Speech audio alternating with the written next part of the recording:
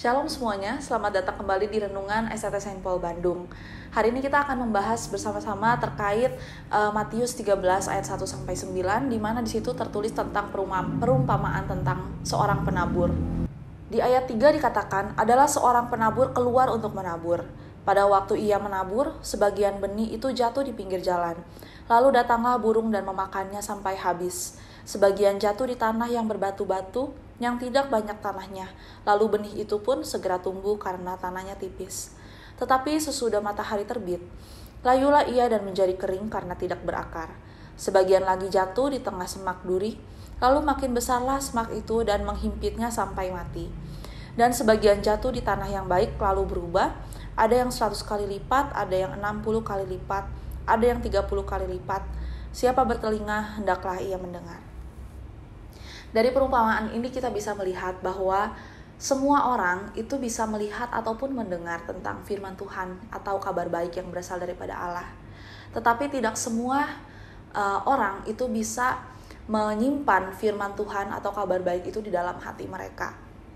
Karena kita di sini melihat bagaimana firman itu diumpamakan sebagai biji-biji atau benih-benih yang jatuh di pinggir, ada yang jatuh di pinggir jalan, ada yang jatuh di tanah yang baik, tapi ada juga yang baik namun tipis, tapi ada juga yang jatuh di tanah yang benar-benar baik lalu akhirnya berbuah dan bisa bertumbuh.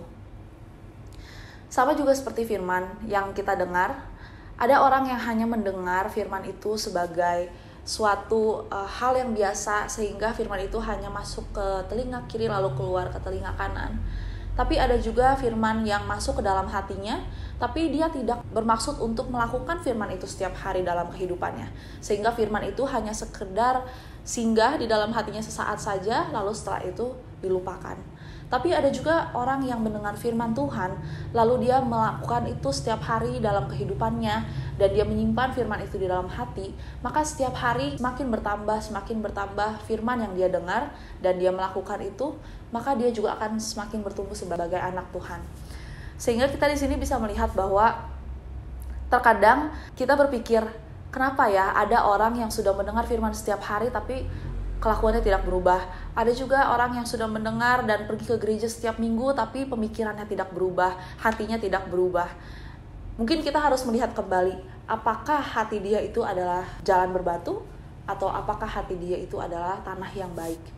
Jika hati dia merupakan tanah yang baik, maka firman itu akan bertumbuh di dalam dirinya dan dia akan berbuah dan bisa menjadi berkat bagi orang lain lagi. Kita sebagai anak Tuhan memiliki kewajiban untuk membagikan kabar baik itu kepada orang lain, firman Tuhan itu kepada orang lain. Tetapi untuk bisa jatuh ke hati yang memang tanahnya itu baik, itu memang bukan tanggung jawab kita. Jadi memang itu adalah ada campur tangan dari Roh Kudus juga untuk bisa membuat hati yang tadinya jalan berbatu menjadi hati yang baik, menjadi seperti tanah yang subur. Sehingga sebagai anak Tuhan kita memiliki tanggung jawab untuk bisa menyebarkan.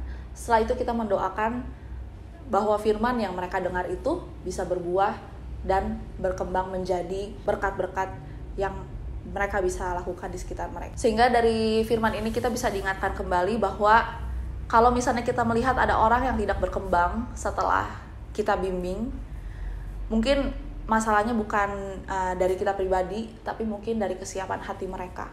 Sehingga itu tidak membuat kita jadi tidak semangat untuk bisa memberitakan firman Tuhan. Karena tanggung jawab kita di sini adalah kita yang memberitakan, tapi kita hanya menabur benih saja. Ada masanya di mana Tuhan itu akan menuai, dan Tuhan yang akan membangunkan rasa keinginan dalam diri hati orang itu untuk bisa berkembang menjadi lebih baik lagi.